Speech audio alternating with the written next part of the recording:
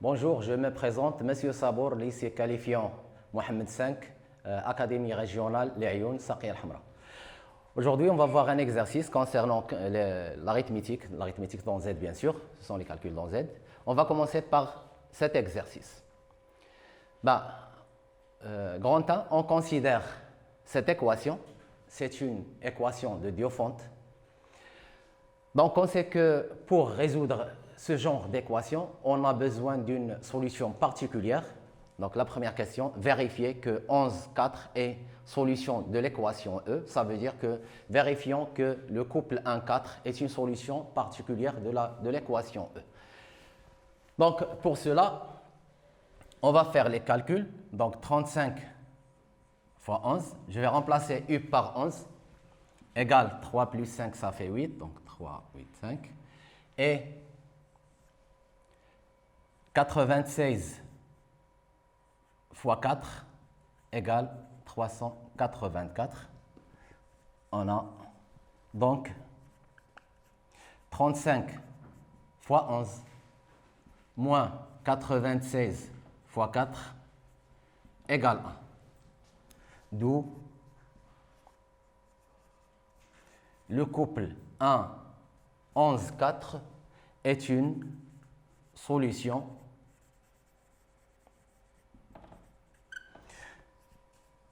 de l'équation diophantienne E. Il suffit de remplacer. Alors, pour la deuxième question, on déduire l'ensemble des solutions de l'équation E. Il y a des méthodes pour faire cette question. Je vais présenter ici la méthode la plus connue. Donc, soit S,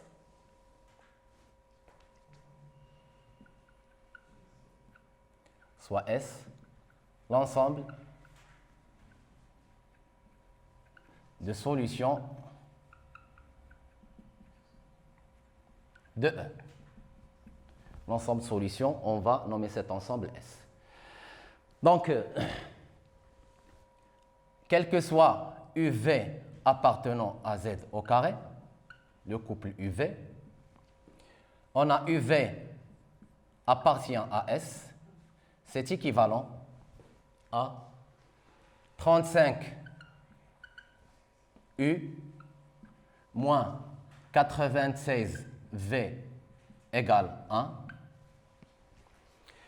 C'est équivalent toujours à 35 U moins 96 V égale, je vais remplacer 1 par 35 fois 11 moins 96 fois 4.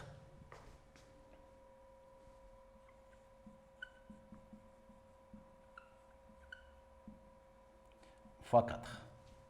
Équivalent, on va faire la différence.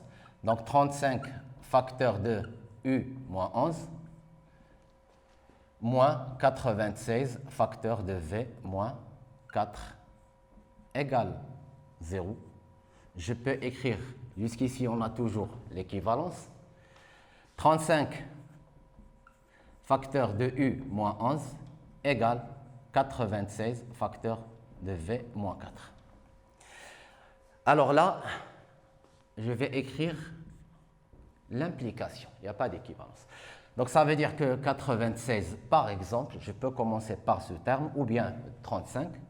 96 divise 35 facteur de U moins 11, ce qui veut dire, d'après Gauss, que 96 divise U moins 11, entre parenthèses, parce que ces deux nombres sont premiers entre eux. Pourquoi? Les diviseurs de 35 sont 1, 5, 7 et 35. 5 n'est pas un diviseur de ce nombre. La même chose pour 7 et donc la même chose pour 35 aussi. Et donc ces deux nombres sont premiers entre eux. Donc on va utiliser Gauss ou bien on a utilisé Gauss. Ça veut dire qu'il y a même équivalence ici, mais ça ne sert à rien parce qu'on a ici implication. Il existe K appartenant à Z parce qu'on demande de résoudre dans Z, tel que U moins 11 égale 96 fois K. Ce qui veut dire qu'il existe K appartenant à Z, tel que U égale 11 plus 96K. Donc, je vais retenir ça. Donc, on va remplacer. Là, là c'est 1. Je vais mettre ici 1. Et là, c'est 2. Qu'est-ce qu'on va déduire donc de 1 et 2? On déduit que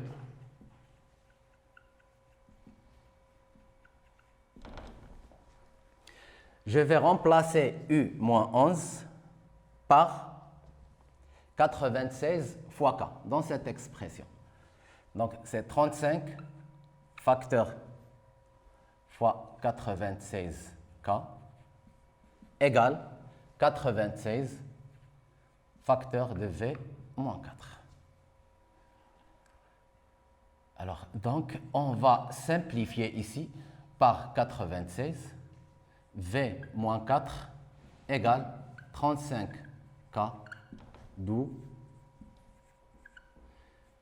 V égale 4 plus 35K.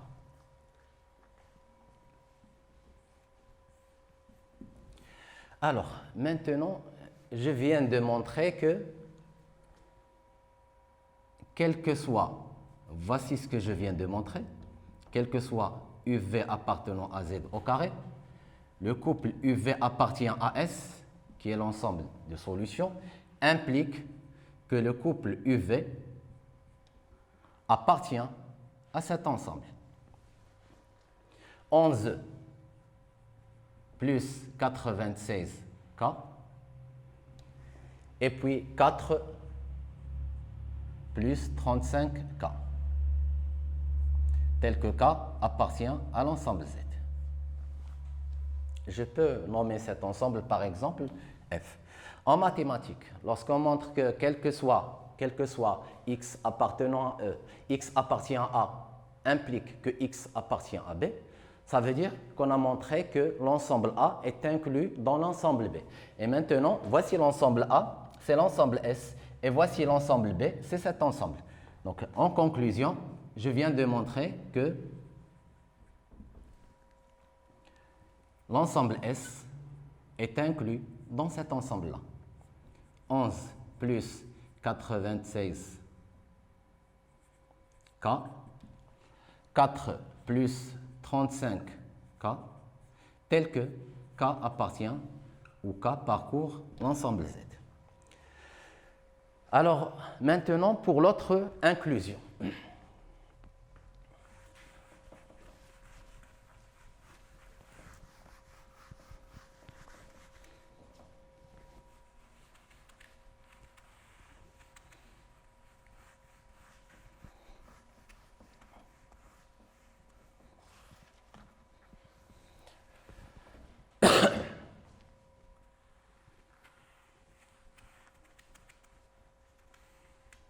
Pour la deuxième inclusion, alors montrons que quel que soit l'élément de cet ensemble, c'est-à-dire un couple sous cette forme-là, cet élément est une solution de l'équation E.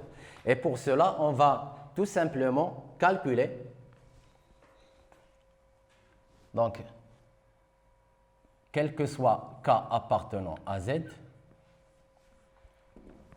l'équation diophantienne était 35U moins 96 V égale 1. C'était l'équation. Je vais la mettre ici.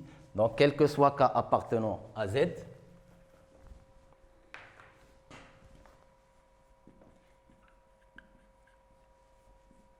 « 35 facteur de 11 plus 96K c'est U, par exemple, moins 96 facteur de 4 plus 35K égale, je vais poser ce terme A. A égale, on va développer 35 fois 11 plus 35 fois 96K moins 96 fois 4 plus, moins 96 fois 35A. K, oui. Là, puisque je n'ai pas assez d'espace, j'ai nommé A. Égale 35 fois 11 moins 96 fois 4. 35 fois 11 moins 96 fois 4 égale 1 d'après la première question. Pourquoi? Parce que c'est une solution, le couple 11-4 est une solution particulière de cette équation. Et là, on a une simplification ici. 35, donc ça donne 1. D'où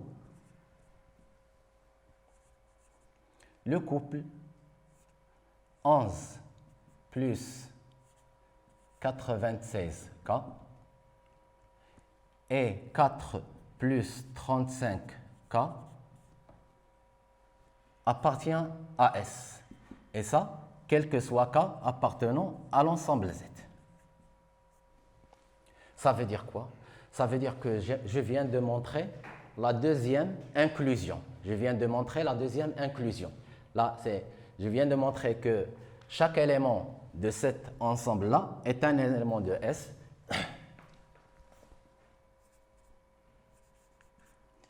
Cet ensemble, 11 plus 96K, 4 plus 35K, tel que K appartient à Z, est inclus dans S. En conclusion, donc la conclusion, S, l'ensemble S, c'est l'ensemble des couples 11 plus 96K, virgule, 4 plus 35K, tel que K appartient. Je crois que la plupart des élèves font cette méthode-là. Donc, bien sûr, il y a d'autres méthodes pour résoudre une équation diophantienne. Alors, pour grand 2, maintenant, je vais passer à grand 2. On va considérer dans l'ensemble N cette fois, et pas dans l'ensemble Z, l'équation F, c'est x à la puissance 35 est congrue à 2 modulo 97. Comment ça? Je vais commencer par la première question.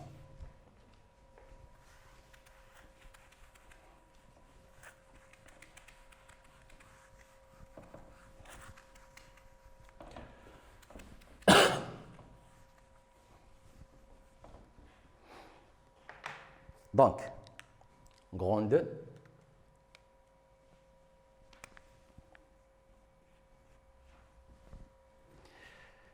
L'équation, c'est x à la puissance,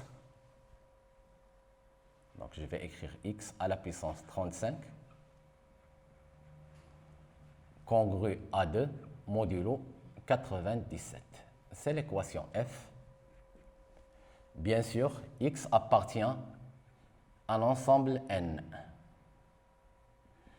X est un nombre entier naturel. D'accord. Pour la première question, première question A, montrer que 97 est un nombre premier. Montrer que 97 est un nombre premier. Ça, d'une part. D'autre part, montrer que le PGCD de x est 97 égale 1. Ça veut dire que 97 est premier avec x. Alors, pour montrer que 97 est un nombre premier, qu'est-ce qu'on doit montrer? on doit montrer qu'il n'est pas divisible par les nombres premiers p tels que p au carré inférieur à 97. Donc, on sait que 97, elle est comprise entre 9 au carré et 10 au carré. Je m'intéresse au nombre premier inférieur à 9, donc les nombres premiers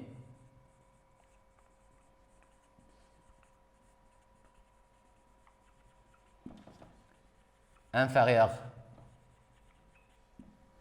à 9 sont,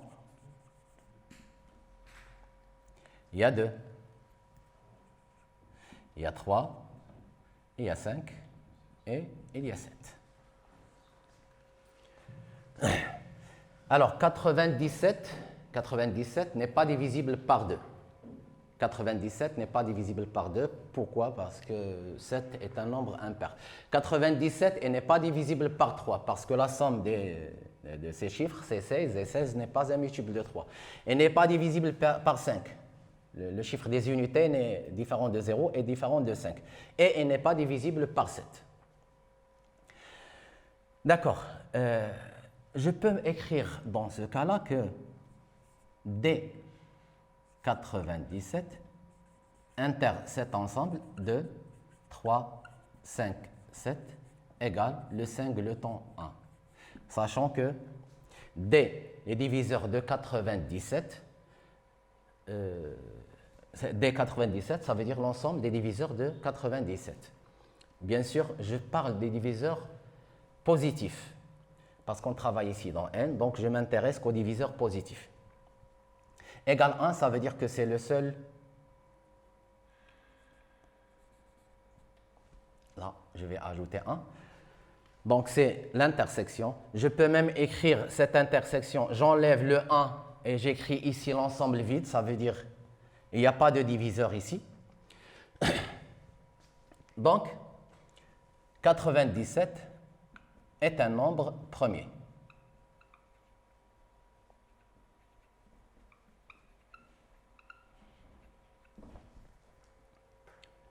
Première question B. Alors, pour la première question, ce n'est pas la peine de passer par le crible d'Ératosthène. Donc, pour la première question B, montrons que x à la puissance, ou bien, on n'est pas encore arrivé à la question B, montrons que x est premier avec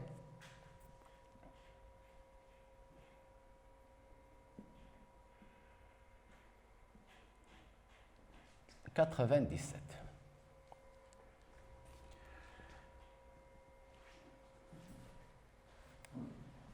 Alors, supposons que x n'est pas premier avec 97. Donc, je vais utiliser l'absurde ici. Supposons que x avec 97 égale. Et pourquoi? Parce que 97 est un nombre premier. Et le PGCD de x et 97 doit être un diviseur de 97. Les seuls diviseurs de 97 sont 1 et 97. Donc, si ce n'est pas 1, alors forcément c'est 97. X, le PGCD de x et 97 égale 97 implique automatiquement que 97 divise x. C'est une propriété vue au cours. Implique que je peux écrire x est congru à ou bien 97 divise n'importe quelle puissance de x. En particulier, x à la puissance 35. Ce qui veut dire que 97 ou bien x à la puissance 35 est congru à 0 modulo 97, ce qui est absurde. Pourquoi? Parce qu'on sait que x appartient à f, est une solution de f, d'accord? Ça veut dire que x à la puissance 35 est congru à 2 modulo 97. Ça veut dire que le reste de la division euclidienne de x à la puissance 35 par 97 est 2. Et là, on tombe sur un reste nul. C'est absurde. Donc, cette proposition-là, elle est fausse. Ça veut dire que x, elle est premier avec 97. C'est la première question. Maintenant, je vais passer à la deuxième question. Comment montrer que x à la puissance 96 est congru à 1 modulo 97? Là, on va utiliser un théorème très connu, donc 1b, montrant que x à la puissance 96 est congru à 1 modulo 97. C'est le théorème de Fermat. Voici les conditions. On a 97 est un nombre premier et x est le premier avec 97. Donc, d'après le théorème de Fermat,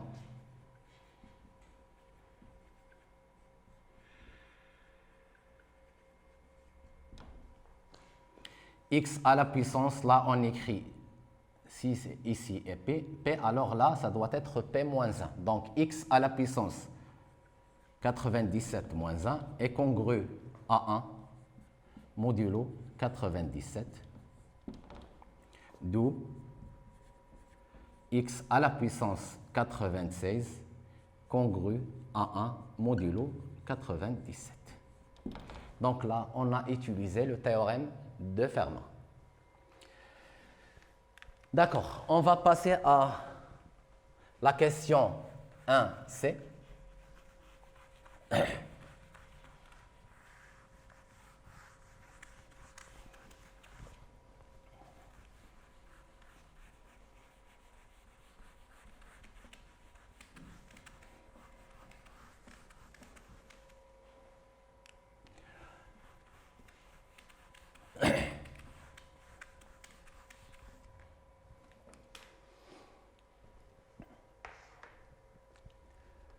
Alors, 1c, montrant que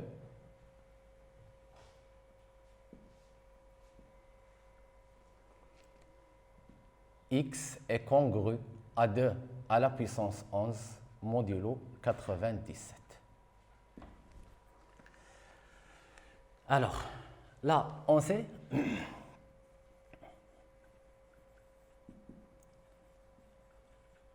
que x est une solution, de l'équation f. Et donc, x à la puissance 35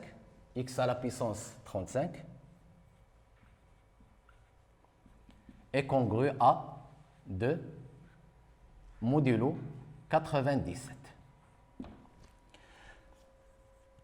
X à la puissance 35 congru à 2 modulo 97. On a besoin de 2 à la puissance 11. Donc, on va enlever les 2 à la puissance 11. On a cette propriété. Si A est congru à B modulo P, alors quel que soit n appartenant à l'ensemble n, A à la puissance n congru à B à la puissance n modulo P. Donc, on va enlever à la puissance 11. X à la puissance 35 à la puissance 11, elle est congrue à 2 à la puissance 11 modulo 97, implique que 2 à la puissance 35 fois 11 est congru à 2 à la puissance 11 modulo 97. Là, je reviens sur la première question. On a montré que 35 fois 11 moins 4 fois 4, 26, égale 1.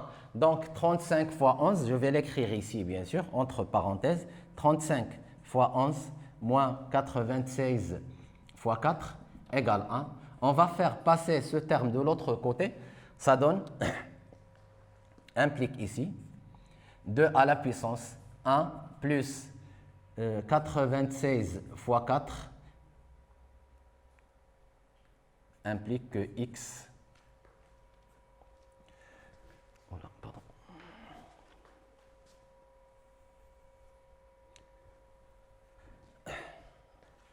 Alors là, c'est x à la puissance 35 fois 11. Donc c'est x à la puissance est congru à 2 à la puissance 11 modulo 97. Ça veut dire que x à la puissance 1 fois x à la puissance 96 fois 4 est congru à 2 à la puissance 11 fois modulo 97. Ce qui veut dire que x fois x à la puissance, là, c'est x à la puissance 96 à la puissance 4, congru à 2 à la puissance 11 modulo 97. On sait, d'après la question précédente, que x à la puissance 96, elle est congrue à 1 modulo 97. Donc, je vais remplacer ici par 1, vu la congruence. Donc, ça donne x est congru à 2 à la puissance 11 modulo 97. D'accord. Je vais passer à la question suivante. Alors, montrer que si l'entier naturel x vérifie x congru à 2 à la puissance 11 modulo 97, alors c'est une solution. X est une solution de f. Ben, on aurait dû écrire montrer que si un entier naturel x vérifie x congru à 2 modulo 11, 2 à la puissance 11 modulo 97, alors x est solution de f. C'est ce qu'on va montrer. Donc, supposons, on va supposer que x est congru, on va supposer que x est congru à 2 à la puissance 11 modulo 97, et on va montrer que ce x est forcément une solution de l'équation. Bien sûr, de l'équation f. Deuxième question. Soit x appartenant à R, à n, soit x appartenant à n, x tel que x est congru à 2 à la puissance 11 modulo 97. Montrons que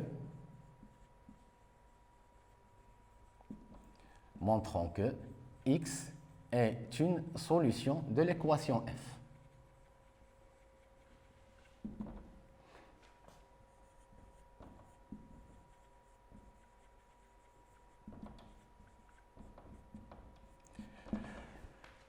Alors, comment montrer que x est une solution de l'équation f?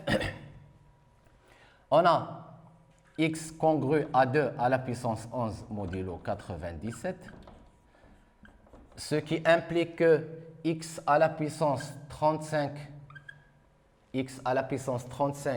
est congru à 2 à la puissance 11 à la puissance 35 modulo 97.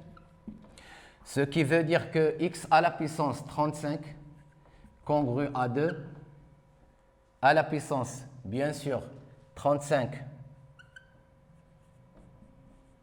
fois 11 modulo 97. On revient toujours sur la première question. On sait que 35 fois 11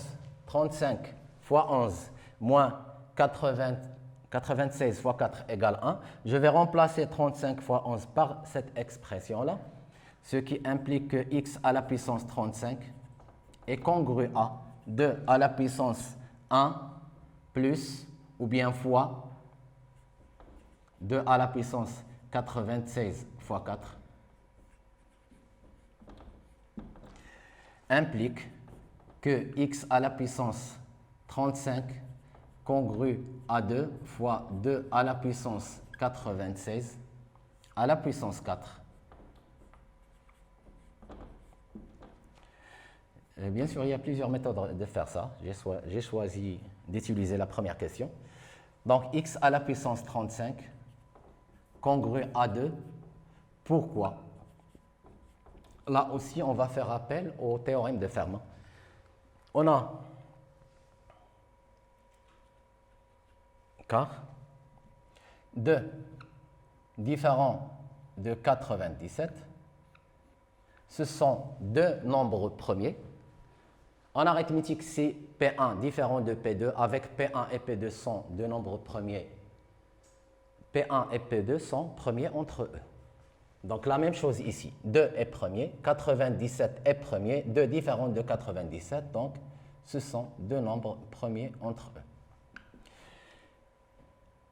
Et ça veut dire que 2 à la puissance 96 est congru à 1 modulo 97. Là, on a utilisé le théorème de Fermat. D'accord? C'est ce que j'ai utilisé ici. Ça veut dire que 2 à la puissance 96 à la puissance 4, lui aussi est congru à 1 à la puissance 4, ça veut dire 1 modulo 97. D'accord, donc c'est fait. Je viens de montrer que si x appartient à n, bien sûr, et x congru à 2 à la puissance 11 modulo 97, alors forcément x est une solution de l'équation. Donc x à la puissance 35, je peux l'écrire ici, bien sûr, implique que x appartient à S, ou bien x est une solution de l'équation S, ce n'est pas la peine de l'écrire.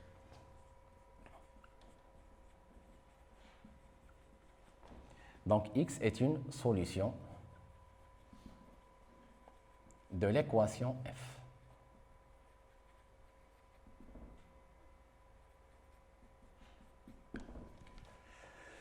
Passons maintenant à la question suivante.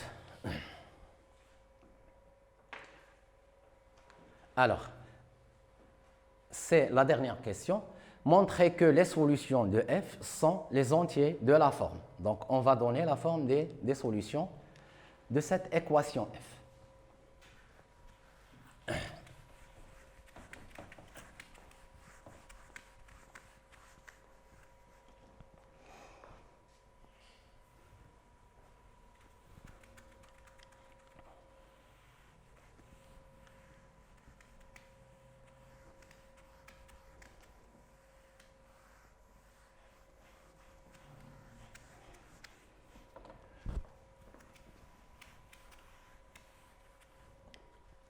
Troisième question. Alors, je reviens sur l'exercice. On a montré, dans la première question, on a montré que si x est une solution de f, alors x est congru à 2 à la puissance 11 modulo 97. Et dans la deuxième question, on a montré que si x est congru à 2 modulo 11, est congru à 2 à la puissance 11 modulo 97, alors x est forcément une solution de cette équation f. Donc, je déduis de 1 et 2, on déduit que l'ensemble des solutions de l'équation f s'écrit des questions.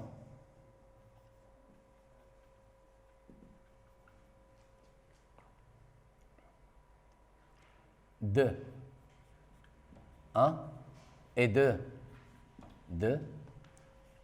on déduit que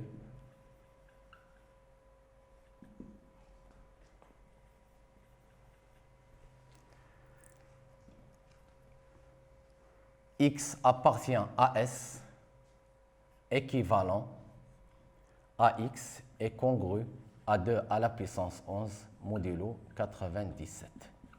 Avec S et l'ensemble, S1 bien sûr, et l'ensemble de solutions de l'équation F.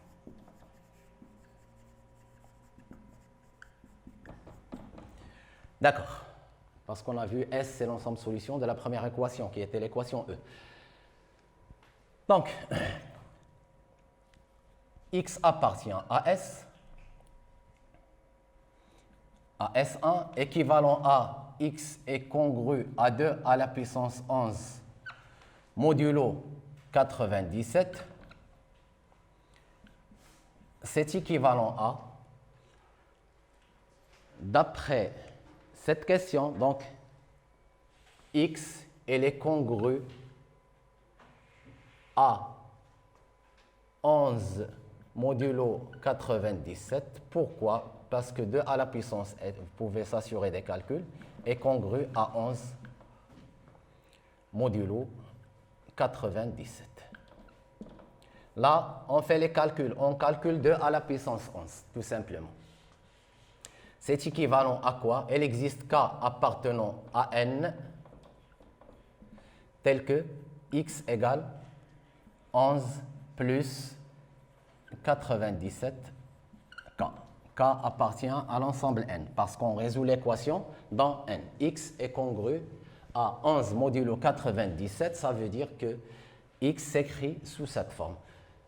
On est parti de x appartient à S1, on est parti par équivalence, on est arrivé à x appartient à cet ensemble. Donc équivalent x appartient à l'ensemble des 11 plus 97K, tel que K appartient à l'ensemble Z.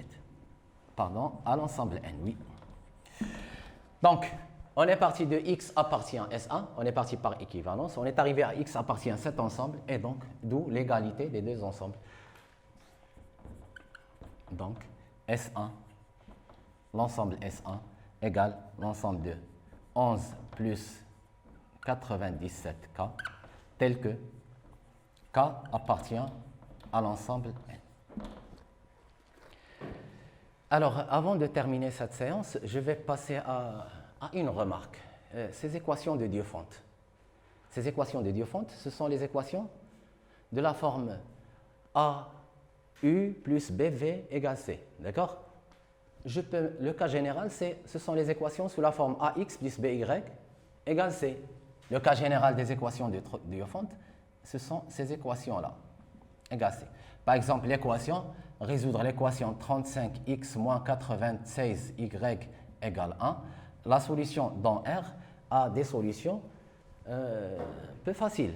Pourquoi? Parce qu'on a dans l'ensemble R, elle est très riche de propositions et des propriétés. Donc, pour cette équation, si on veut résoudre cette équation dans R au carré, bien sûr, x, y appartient à R au carré, alors tout simplement, je peux calculer x en fonction de y ou bien y en fonction de x. Je vais écrire y et là, ça donne 35x moins 1 sur 96, tel que, c'est si simple, tel que x appartient à l'ensemble R. Ce sont des cas particuliers de ces solutions-là. Ce sont les équations de Diophante. Alors, je vais m'arrêter là, en espérant vous rencontrer dans une séance plus proche, Inch'Allah. À bientôt.